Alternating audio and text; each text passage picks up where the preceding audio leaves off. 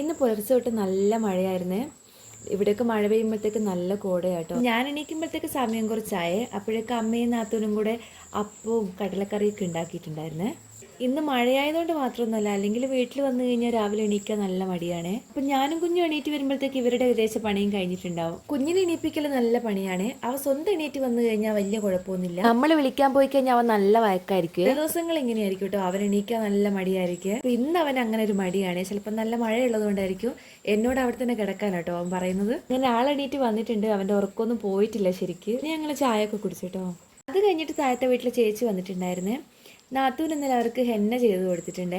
അവരുടെ മുടി കറുപ്പിക്കാൻ വേണ്ടിയിട്ട്. അതിന്റെ ബാക്കി എന്തൊക്കെയോ പരിപാടി ഉണ്ട്, അതിന് വന്നതാണ്. അതൊക്കെ കഴിഞ്ഞ് ഉച്ചക്കേക്കുള്ള തോരനും കറിക്കൊക്കെ ഉള്ള കഷ്ണങ്ങൾ മുറിക്കുകയാണ് ഞങ്ങള്. അപ്പൊ ഇന്ന് സാമ്പാറാണ് ഉണ്ടാക്കുന്നത്. കഷ്ണങ്ങളെല്ലാം ഒന്നുമില്ല, അപ്പൊ ഉള്ള കഷ്ണങ്ങൾ വെച്ചിട്ട് ഒരു തട്ടിക്കൂട്ട് സാമ്പാറായിട്ടോ ഉണ്ടാക്കുന്നത്. അതിൻ്റെ ഇടയിൽ അമ്മ ഇതാ കപ്പയും ചായയൊക്കെ കൊണ്ടുവന്നിട്ടുണ്ട്. അപ്പൊ ഞാൻ കഴിച്ചിട്ടില്ല കേട്ടോ.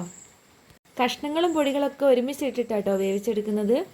ഇതാകുമ്പോൾ എളുപ്പമാണ്. കഷ്ണങ്ങളൊന്നും വാട്ടുകയും ചെയ്യേണ്ട, പൊടികളൊന്നും ചൂടാക്കുകയും ചെയ്യേണ്ട, എല്ലാം കൂടെ ഒരുമിച്ചിട്ടിട്ട് ഉണ്ടാക്കിയെടുക്കാം. അപ്പോൾ സമയമൊന്നും ഇല്ലാത്തപ്പോൾ ഇങ്ങനെയാണ് ഇവിടെ ഉണ്ടാക്കൽ. പിന്നെ കുറച്ച് തേങ്ങയും കൂടെ അരച്ച് ചേർത്ത് വറവും കൂടെ ഇട്ടപ്പോഴത്തേക്ക് നമ്മുടെ സാമ്പാർ ഇവിടെ റെഡി ആയിട്ടുണ്ട്. ഡ്യൂപ്ലിക്കേറ്റ് സാമ്പാറാണ്. കാക്കത്തക്കാളിയുടെ ഇലയാണ്. തോരൻ വെക്കാൻ ഇതാണ് എടുത്തത്. ഇതിന് വേറെന്തെങ്കിലും പേരുണ്ടോയെന്ന് എനിക്കറിയില്ലേ. തോരൻ വെച്ച് കഴിഞ്ഞാൽ നല്ല ടേസ്റ്റാണ് ഇതിന്. ഇതിൻ്റെ കായാണ് ഇത്. അപ്പോൾ ഇലയൊക്കെ ഇവിടെ അരിഞ്ഞെടുത്തിട്ടുണ്ട്. ഇതിലേക്കുള്ള തേങ്ങയും ഉള്ളിയും സവോളയും കൂടെ മുറിച്ചെടുത്തിട്ടുണ്ട്. ചട്ടി അടുപ്പിലേക്ക് വെച്ച് കുറച്ച് എണ്ണയും കൂടെ വെച്ച് ചൂടാകുമ്പോൾ കുറച്ച് കടുകും കൂടെ പൊട്ടിച്ച് നമ്മൾ തോരൻ അതിലേക്ക് ഇട്ടൊന്ന് ഇളക്കിയെടുത്ത് അടച്ച് വെച്ചിട്ടുണ്ട്. ഇല ആയതുകൊണ്ട് തന്നെ തോരനിവിടെ വേഗം റെഡി ആയിട്ടുണ്ട് കേട്ടോ. ഇലയൊന്ന് വാടി കിട്ടിയാൽ മതിയേ. അതൊക്കെ കഴിഞ്ഞ് മുളക് ഇഞ്ചിയൊക്കെ എടുക്കാൻ വേണ്ടി ഞങ്ങൾ പറമ്പിലേക്ക് ഇറങ്ങിയതാണ്. അപ്പം നല്ല മഴ കേട്ടോ.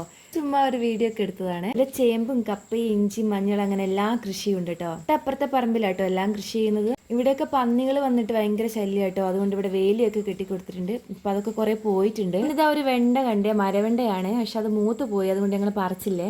അപ്പം ഇഞ്ചിയൊക്കെ ഇവിടെ വലുതായി വരുന്നുണ്ട്. പക്ഷെ ഇത് പറിക്കാനായിട്ടില്ല കേട്ടോ. ഡെയിലി പറിക്കാൻ വേണ്ടിയിട്ട് ഞങ്ങൾ വേറെ വെച്ചിട്ടുണ്ട്. അവിടെ നിന്നാണ് എടുത്തത്. സൈഡിൽ കൂടെ നിറച്ച് മുളക് ഉണ്ടായിരുന്നു. പക്ഷെ ഇപ്പം മഴ പെയ്തപ്പോൾ എല്ലാം പോയിട്ടോ.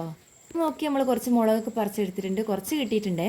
മുളകിൻ്റെ ഇലയൊക്കെ ഫുള്ള് കൊഴിഞ്ഞു പോയി, തണ്ടൊക്കെ ചീഞ്ഞ് മൊത്തം നാശമായി പോയേ. മഴേൻ്റെ മുമ്പ് ഇഷ്ടംപോലെ പറിക്കാൻ കിട്ടിയിട്ടുണ്ടായിരുന്നു. കടയിൽ നിന്ന് വാങ്ങിക്കലേ ഇല്ലായിരുന്നു. എത്ര വലിയ വേലി കിട്ടിക്കഴിഞ്ഞാലും പന്നി കയറിയിട്ട് കപ്പയൊക്കെ ഫുള്ള് കുത്തിയിട്ടിട്ടുണ്ടാവേ. ആദ്യമൊക്കെ ചേനക്കൃഷിയൊക്കെ വെച്ചിട്ട് നമുക്ക് ഒരുപാട് ചേനയൊക്കെ കിട്ടിയിട്ടുണ്ടായിരുന്നേ. പിന്നെ പന്നി കുത്താൻ തുടങ്ങിയാൽ അതൊക്കെ ഒഴിവാക്കിയേ. അത്യാവശ്യം വീട്ടിലേക്ക് വേണ്ടിയിട്ടുള്ള മഞ്ഞൾ, ഇഞ്ചി, ചേന, ചേമ്പ് അങ്ങനെയുള്ള കുറച്ച് മാത്രമേ ഇപ്പം കൃഷി ചെയ്യലുള്ളൂ. ഇതൊക്കെ ഫുള്ള് കാട് പിടിച്ച് കിടക്കുക കേട്ടോ. നമ്മൾ എത്ര ചെത്തി കളഞ്ഞു കഴിഞ്ഞാലും മഴ ഇങ്ങനെ പെയ്യുന്നതുകൊണ്ട് അത് വളർന്നുകൊണ്ടിരിക്കുവേ. ഇങ്ങോട്ട് കയറി കഴിഞ്ഞാൽ പിന്നെ നമുക്ക് തോരൻ വെക്കാനും കറി വെക്കാനൊക്കെ എന്തെങ്കിലുമൊക്കെ സാധനം ഇവിടുന്ന് കിട്ടും. ഇത് താഴത്തെ വീട്ടിലെ ചേച്ചീൻ്റെ മഞ്ഞളാണ്. അപ്പം ഞങ്ങളെ മഞ്ഞൾ കുറച്ചും കൂടെ അപ്പുറത്താണുള്ളത്. ഫുള്ള് നനഞ്ഞിട്ടാട്ടോ വീട്ടിലേക്ക് എത്തിയത്. ഇന്ന് മീൻ കിട്ടിയത് കൂന്തലാണ്. അപ്പോൾ കൂന്തൽ റോസ്റ്റ് ഉണ്ടാക്കാന്ന് കേട്ടോ വിചാരിക്കുന്നത്. അപ്പോൾ കൂന്തലൊക്കെ അമ്മ ഇവിടെ റെഡിയാക്കിക്കൊണ്ടിരിക്കുന്നുണ്ട്. കൂന്തൽ ഫ്രൈ ചെയ്ത് കഴിഞ്ഞാലോ റോസ്റ്റ് ചെയ്ത് കഴിഞ്ഞാലൊക്കെ ഇവിടെ എല്ലാവർക്കും ഇഷ്ടമാട്ടോ. പണ്ടൊക്കെ അമ്മ കൂന്തൽ ഉണ്ടാക്കി കഴിഞ്ഞാലേ കഴിക്കാൻ നേരം ഞാനിങ്ങനെ വിരലിലിട്ട് വെക്കുമായിരുന്നു, മോതിരം പോലെ. കൂന്തൽ അവൾ അവിടെ നിന്ന് മുറിക്കുന്നുണ്ട്. അപ്പം ഞാൻ അതിലേക്ക് വേണ്ട ഉള്ളിയും സവോളയും പച്ചമുളകൊക്കെ മുറിച്ചെടുക്കുന്നതാണ്. അപ്പോൾ ഇതിലേക്ക് ഇടാൻ വേണ്ടിയിട്ട് കേട്ടോ ഇഞ്ചിയും പച്ചമുളകൊക്കെ ഞങ്ങൾ പറിക്കാൻ പോയത്. കുറച്ച് കറിവേപ്പിലും കൂടെ പറിച്ചിട്ടോ. ആ സമയത്ത് വാതിലൊക്കെ അടച്ച് വെച്ചിട്ടുണ്ട്. അത് വേറെ ഒന്നല്ലേ, മക്കൾ മുറ്റത്തിറങ്ങുന്നതിനാണ്. മഴ നല്ലോണം പെയ്യുന്നുണ്ട്. അപ്പോൾ ഇവർ ഫുള്ള് ചെളിയെന്നുള്ള കളിയാണ്. രണ്ടുപേരും നമ്മളൊരു നോട്ടം തെറ്റിക്കഴിഞ്ഞാൽ പിന്നെ മുറ്റത്താണ്. അതുകൊണ്ട് ഞങ്ങൾ എപ്പോഴും വാതിലടച്ച് വെക്കുവേ. അപ്പോൾ കഷ്ണങ്ങളൊക്കെ ഇവിടെ മുറിച്ച് കഴിഞ്ഞിട്ടുണ്ട്. കൂന്തൽ നമ്മൾ കുക്കറിലിട്ടൊന്ന് വേവിച്ചിട്ടാട്ടോ റെഡിയാക്കി എടുക്കുന്നത്. ഇതൊക്കെ നല്ലോണം ഒന്ന് വയറ്റിയെടുത്തതിന് ശേഷം വേവിച്ച് വെച്ച കൂന്തലും കൂടെ അതിലേക്ക് ഇട്ടിട്ട് നന്നായിട്ട് ഇളക്കി.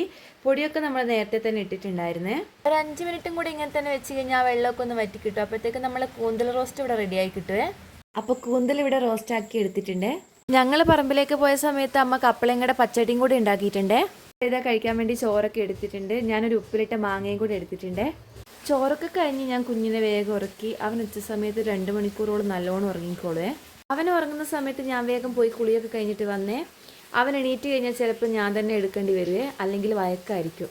അപ്പോൾ ഇന്ന് 4 മണി ചായക്ക് ബേക്കറി ഒന്നും ഇല്ല കേട്ടോ. അതുകൊണ്ട് എന്തെങ്കിലുമൊക്കെ ഉണ്ടാക്കണമല്ലോ എന്ന് ഇങ്ങനെ ആലോചിച്ചിരിക്കുമ്പോഴാണ് ഒരു ഐഡിയ കിട്ടിയത്.